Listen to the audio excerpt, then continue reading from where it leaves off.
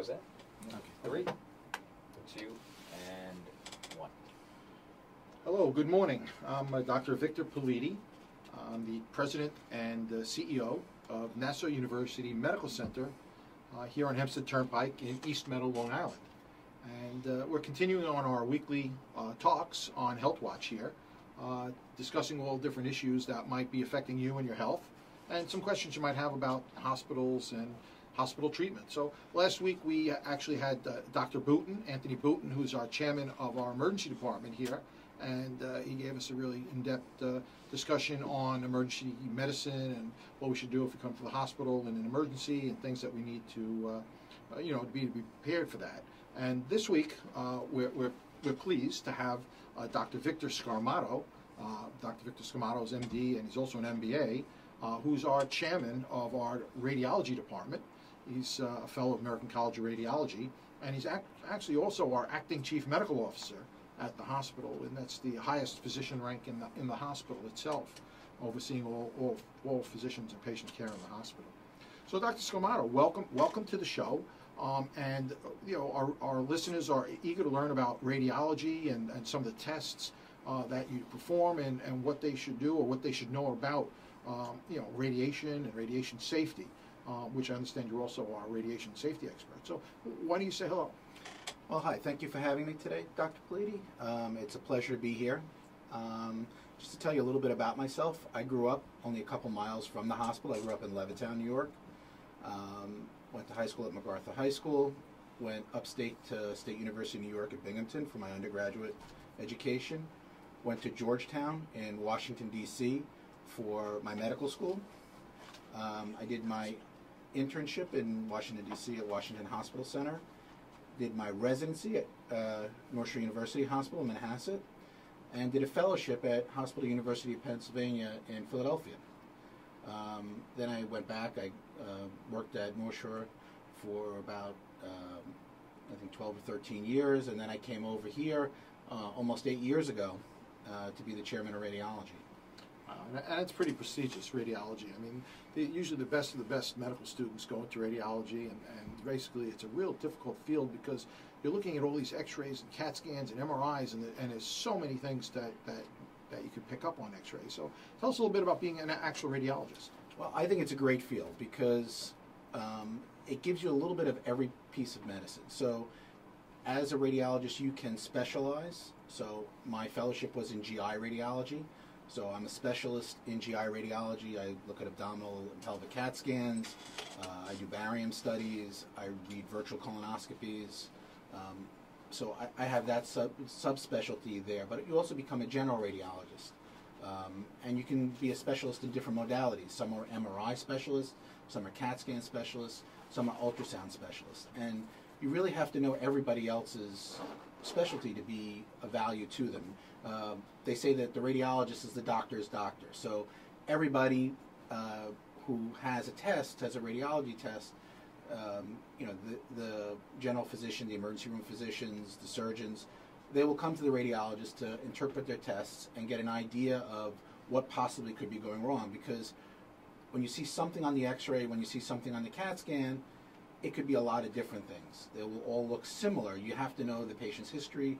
You have to know what their other lab tests are, what else is going on with them, to be able to narrow down that diagnosis for the clinician.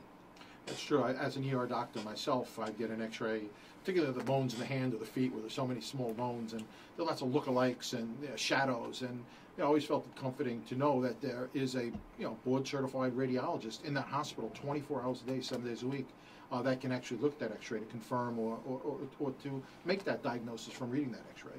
So it's a great help to us. In our hospital at Nassau University Medical Center, you're not only chairman but the GI radiology. Do we have other radiologists that specialize in other radiological fields? Oh, sure. We have CAQ certified neuroradiologist, so he looks at the head CTs, the brain MRIs. He will do things like lumbar punctures under fluoroscopy. He'll do angiograms of the brain, etc. We have interventional radiologists who perform angiograms. They do embolization. So, for example, for our trauma patients, we're a big trauma center. If somebody has a bleed, let's say in their spleen, they damage their spleen. In the old days, you always had to go to surgery for those cases, and that would be a long recovery for the patient, and it was a big operation. Nowadays, we would do a CAT scan to diagnose it, and then an interventional radiologist would come in and put coils to block the blood vessels that are bleeding and embolize the spleen. And that allows us to save part of the spleen, which is beneficial to people. In the old days, you would lose your spleen. You could live without your spleen, but you have a higher risk of infections. There's some precautions you have to take.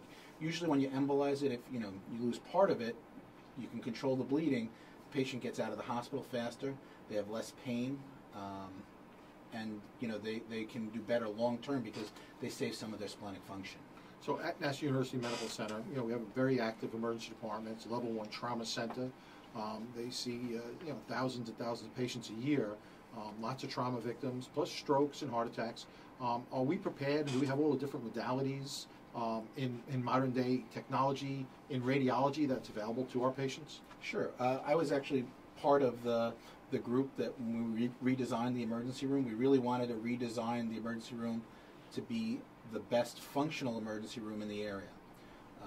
So we designed it with an imaging suite right in the department.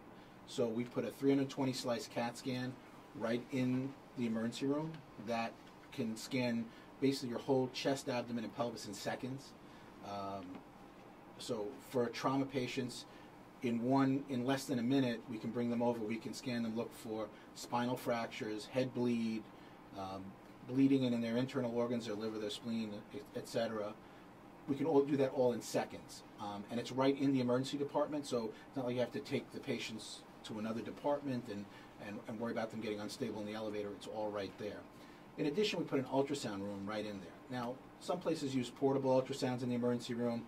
They're not as high quality of having a larger, high quality unit in the area, and there's someone available to do those ultrasounds 24/7. So when people come in with vaginal bleeding in the middle of the night, with right upper quadrant pain that they think that they might have their gallbladder having a problem, we can do those ultrasounds immediately. We don't have to wait, have them come back the next day. It's all done right away. We have a brand new state-of-the-art digital x-ray room in there as well, so you can get the highest quality x-rays immediately. And they're all right next to each other. So a trauma patient comes in, it needs x-rays, it needs a CAT scan, that's done in minutes. And we have radiologists there 24/7 who are able to read them within minutes as well. So the ER docs, the trauma surgeons, they get those results in just a few minutes. And we've prioritized things, so stroke victim comes in, their CT is done almost immediately, and it's read almost immediately. And that's why we're a Gold Plus stroke center.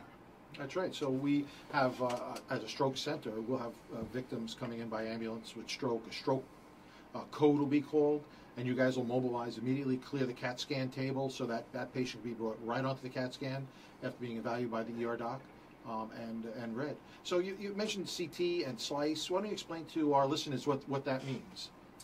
Well, I guess back when I started as a resident, the CTs that were available then were all single slice scanners. So it was an x-ray tube that spun in a circle, and it had a detector on the other side, and it would get that information, and it would reconstruct an image, a two-dimensional image through that of a slice of the body, and it would take a long time. I actually remember some scanners that were not helical, so really when I started, there were scanners that would take 2 or 3 minutes to get through an entire abdomen, for example, abdomen and pelvis. Then they had helical scanners which would continue to spin in the same direction. So the non-helical scanners would make one slice, have to reverse, and then make another slice. The helical scanners allowed them, they had a slip ring so they could continue to scan in one direction. And that sped it up tremendously. You could scan a whole abdomen. Within a minute and a half, you could scan through really a chest and abdomen, which was pretty good.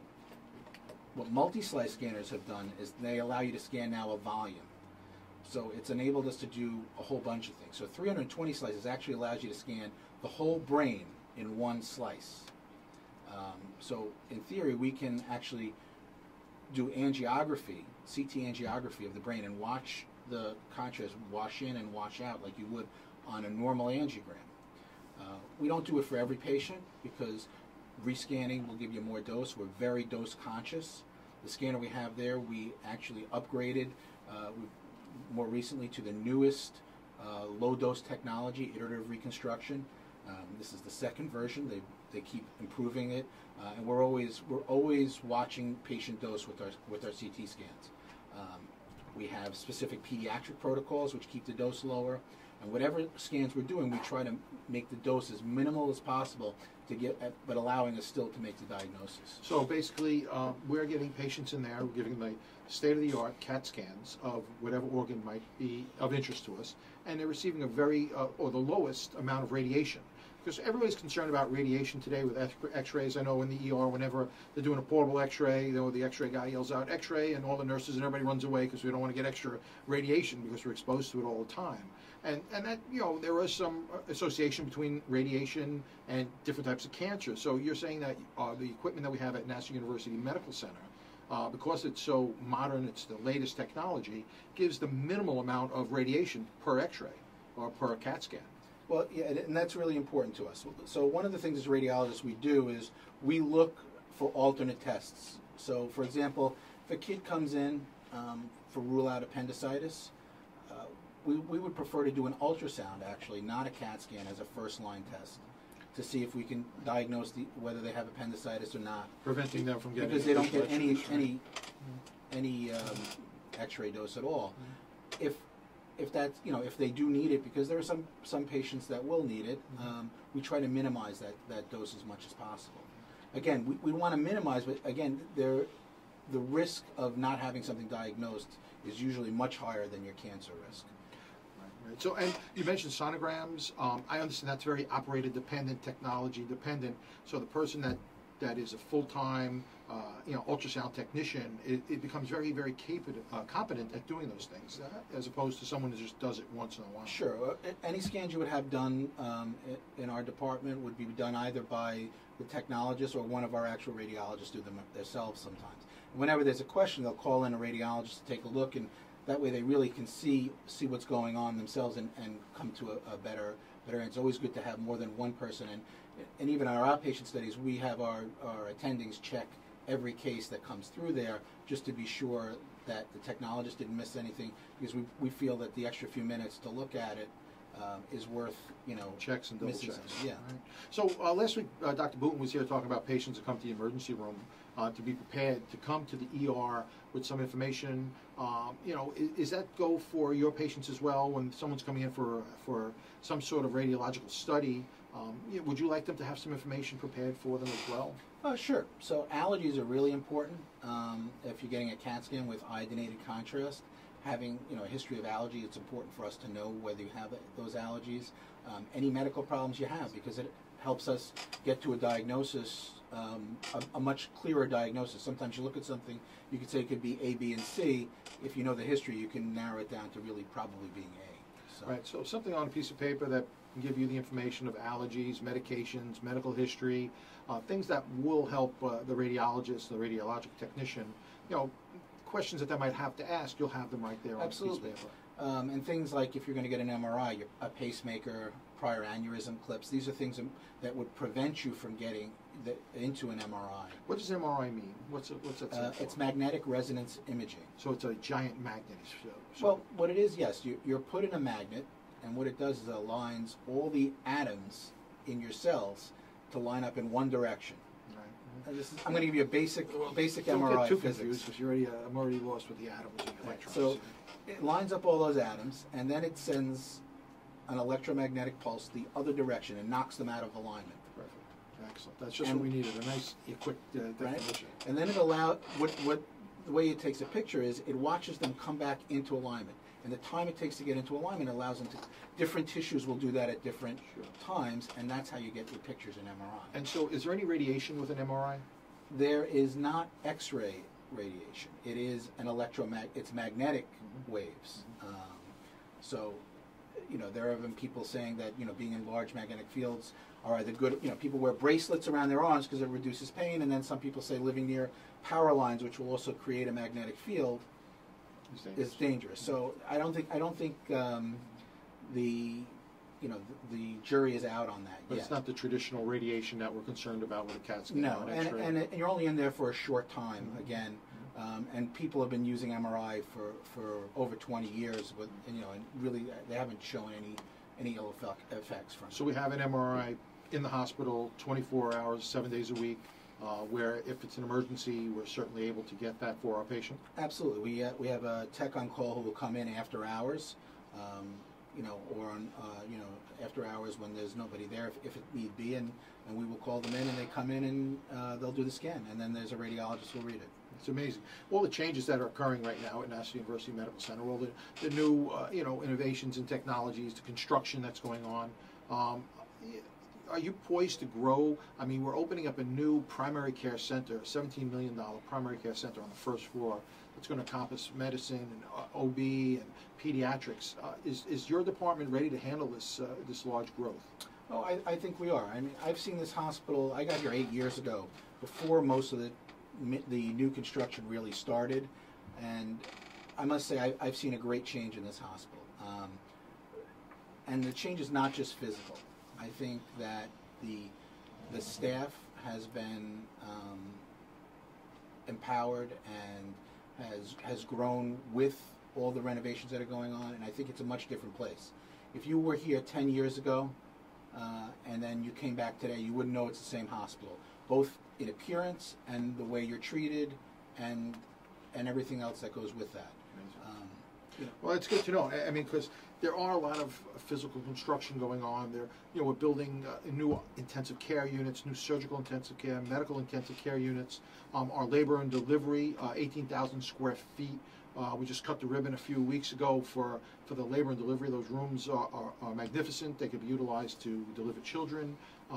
There's like small operating rooms that are disguised as a fancy hotel-looking room, and we have water birthing facilities where women can actually deliver children in these giant water birthing hot tub type of environments, and a lot of midwives and patients really feel that ease a lot of the pain and anxiety that's associated with childbirth. So there's a lot of changes going on, in NUMC right now, and we're receiving a lot of awards. You mentioned just briefly that we received the Gold Award from the American Heart Association for our stroke care, because we have a stroke team, and we have the neuroradiologist, we have the neurosurgeon, we have everything that you might need available for a patient who might be having a stroke or TIA at the hospital. Received also a gold award for cardiac treatment for heart failure from the American Heart Association, that just basically talks about how we take care of patients that come into the hospital for cardiac issues. One of the awards I know that you, as the radiation safety officer, were very, very proud of was a Leapfrog Group, which is a national recognized organization that gave us an A in patient safety. And we're not talking about safety as in overall physical safety, but safety as per IV line infections or other types of issues. And I know you were very involved in that. So why don't you talk a little bit about the safety issues that you're involved in? Well, about 5 years ago, I was made the patient safety officer in the hospital, and I've taken it upon myself to not only work in my own department, but work with the other departments in the hospital to really improve the safety. And I think we've come a long way. We won a Gauge Award for our central line associated infection rate, which we dropped tremendously and is far below the state average now. We're a model for safety net hospitals in that regard. Like you said, the Leapfrog, we got an A. We're one of the few hospitals on Long Island that got an A. And not every hospital even wants to submit their data to Leapfrog because they're worried about not getting a good grade on it. But beyond that, it goes beyond the awards we've gotten. Again, for heart failure, you said we got an A for heart failure. A lot of the reason why we do great is because we work together. A lot of the bigger places, they work in silos. The departments are their own department. They don't want to work with anyone else.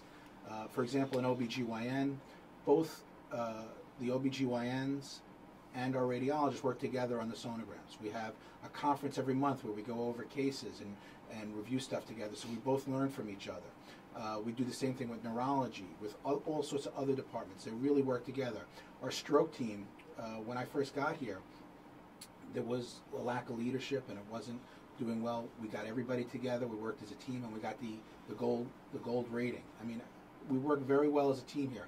It's a big tertiary care hospital, but it works as small teams, and everybody works well together and helps each other out. And I think that's one of the great things about this place. A couple of years ago, we started a lean program here, and it's a way that we work on quality. I got my MBA in quality management, so and I've been working with the lean team to help establish this process. It's a process that you go through, and it takes quality improvements in little pieces. And really, if you try to do too much in one time, something happens and it always falls back. But by doing it a little step at a time, 1 week intervals, you work on one little problem, and you make that one step forward, eventually I think we're really making a lot of progress. And I see it in patients and patients' families. I've bumped into people that I know because I grew up in the neighborhood who, tell me that they were, they would tell me they were at the hospital. I didn't even know they were there, and what good experiences that they've had. They were worried about coming here. They had heard, things. They'd been there in the past, and they say it's a completely different place now. It's true, and being the CEO of the hospital, I'm very proud of the physicians and the staff of that hospital. It's immaculate. The floors, the hospital is very, very clean. All the regular amenities, the hospitality amenities, the rooms, the beds are new, the flat screen TVs, the food is even good. So the things that people look at, I mean, we expect the medical care to be the finest medical care. We expect state-of-the-art technology. But the things that we'd want for mom in the hospital, in addition to her getting the finest care, are also really have come full circle. And I think that a lot of people are coming to me saying, Dr. Pleedy, well, this place really is not what I remember from the old Meadowbrook Hospital. It's not the old Meadowbrook Hospital. And we want to get the word out to people in Nassau County to come take a look at NUMC, to come look at Nassau University Medical Center. One of the most technologically advanced in Nassau County, board certified, top trained physicians like yourself. For all those years of experience, the training that you've had, the fellowships that you had, that you bring that to the table, and that you surround yourself with other like-style radiologists. And we talked to Dr. Booten last week, and he had the same comments. These are all these young board-certified ER doctors, top board-certified pediatricians in the pediatric area. We're trying to give to the people in Nassau County the finest health care of anywhere in Nassau County, and to be competitive. We have some really fine hospitals in Nassau County. We have some of the greatest health care in the nation here in Nassau County, and we recognize that. We work together with those hospitals to work together to give all the people in Nassau County the finest health care we can. So what you bring to us at the table in radiology, you don't see it. People don't see the radiologist. You're behind the scenes. But as an ER doctor, I count on you to really help me out every day. I know internists and surgeons are constantly running to radiologists to review those X-rays, because it's so important that we see things from the best possible light. So radiologists are one of those types of specialties that are behind the scenes, but that really are someone that needs to be needs to be part of the team, the hospital team. Something that's really very, very, very important and is mammography. And I know that you have a very active mammography center, a breast screening center. We have mammography vans, a van rather, that goes out into the community and does screening for breast cancer for women. Here in Nassau County, we have a high incidence of breast cancer, and it's something that is really something we need to keep an eye on. Why don't you tell us from the radiological perspective, radiologist perspective, about mammography? Well, mammography is really important. Cancer screening in general is extremely important. I think everybody worries about getting cancer, and certainly it's very prevalent in women having breast cancer. And we are, one of the top breast cancer screening centers in Long Island.